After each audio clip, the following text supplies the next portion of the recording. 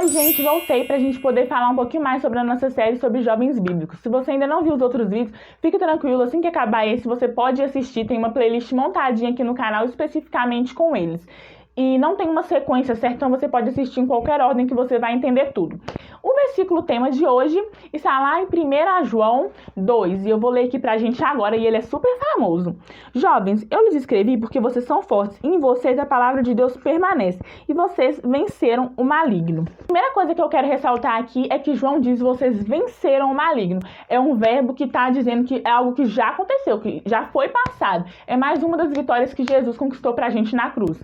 Mas na realidade, a gente não vê muitos jovens que têm vencido o maligno, muito pelo contrário. A gente vê pessoas aprisionadas, a gente vê pessoas sofrendo. A primeira estratégia do diabo é justamente essa, nos convencer de que nós somos tão pecadores, que nós somos tão ferrados, que não tem chance pra gente. Mas isso é mentira, isso é uma mentira assim, deslavada. Por quê? Porque a Bíblia diz que todos os nossos pecados que a gente confessar e se arrepender, ou seja, mudar de atitude, nós vamos ter perdão. E Deus não se lembra mais deles. A segunda estratégia do diabo é justamente o contrário, te convencer de que o seu pecado não é pecado. O que você faz, o que eu faço, ok, tudo bem, é só um pecadinho, é só uma falhinha. Afinal, seu Deus te perdoa mesmo. Para a gente combater essas ciladas dele, a gente tem que entender uma coisa. Primeiro, não existe nenhum pecado que Jesus não pode perdoar. Afinal de contas, ele morreu na cruz no nosso lugar, justamente para pagar o preço que nós merecíamos por esses pecados que a gente cometia. E a segunda estratégia a gente combate entendendo que aquele que diz que é cristão, aquele que diz que é imitador de Cristo, deve andar como ele andou. Como Jesus andou? Jesus, ele abriu mão de tudo que ele era. Jesus era Deus e morava no céu. E ele veio na terra. Ele serviu, ele fez o tempo todo a vontade do Pai. Por que com a gente seria diferente? Outra coisa que nos dificulta a ser de verdade forte, como a Bíblia diz que nós somos, está lá no versículo 15. Eu vou ler aqui agora. Não ame ao mundo, nem o que há nele. Se alguém ama o mundo, o amor do Pai não está nele. Pois tudo o que há no mundo, a cobiça da carne, a cobiça dos olhos e a ostentação dos bens, não provém do Pai, mas o mundo. Ou seja, quando a gente está fazendo as vontades do mundo, o amor de Deus não está em nós. Se o amor de Deus não está em nós, ele não está contente com a gente. O que eu estou querendo dizer é que quando a gente está fazendo todas as vontades da nossa carne e cedendo todas as investidas do mundo, a gente não consegue agradar a Deus. Nós temos uma grande tendência a ceder às nossas vontades quando nós somos muito pressionados. E a adolescência e a juventude é uma fase que a gente é muito pressionado. E a pressão, ela tem dois objetivos. Ou ela vai amassar a gente igual latinha que a gente amassa e depois, assim, tem outras utilidades, mas perde aquela principal utilidade que era carregar o que estava dentro. Ou ela pode fazer que nem ela faz com as azeitonas. As azeitonas são apertadas e se transformam em um azeite bom. Que a gente possa saber aproveitar as situações para nos tornar melhor e não se ferrar completamente, né?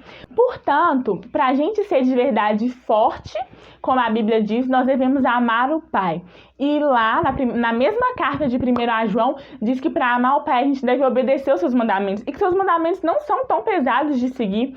Muito pelo contrário. E diz ainda mais que todo aquele que é nascido de Deus consegue vencer o mundo. E todo aquele que crê em Jesus é nascido de Deus. Ou seja, só o fato de você crer em Jesus e escolher viver de verdade como ele viveu, você já é filho de Deus e já tem capacidade de vencer o mundo. Na certeza de que não é na força do seu braço, é na força do Deus que você serve. No meio de uma geração depravada e corrompida, nós devemos brilhar como as estrelas brilham no céu. E só tem como uma estrela ou qualquer outra coisa brilhar no meio da escuridão. E é nessa situação que a gente vive atualmente. Nós somos chamados para ser luz. Eu sei que eu sempre falo isso e pode parecer repetitivo, mas eu quero enfiar na sua cabeça e eu também fico repetindo isso pra mim, pra eu nunca esquecer que nós somos chamados pra ser luz, sabe? Se eu tô falando isso aqui hoje é porque eu fui muito provada justamente com esse tema essa semana.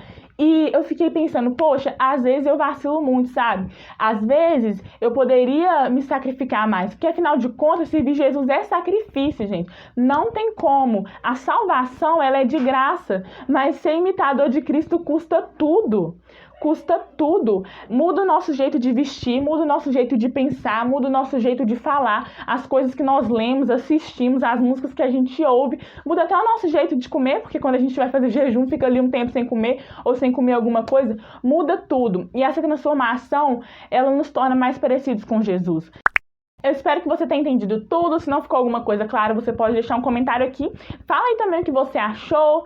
Fala aí, então, enfim, comenta o que você quiser e eu vou responder. Me siga nas minhas redes sociais, que na verdade é uma só, que é o Instagram. Até a próxima semana, gente. Um beijão. Tchau, tchau.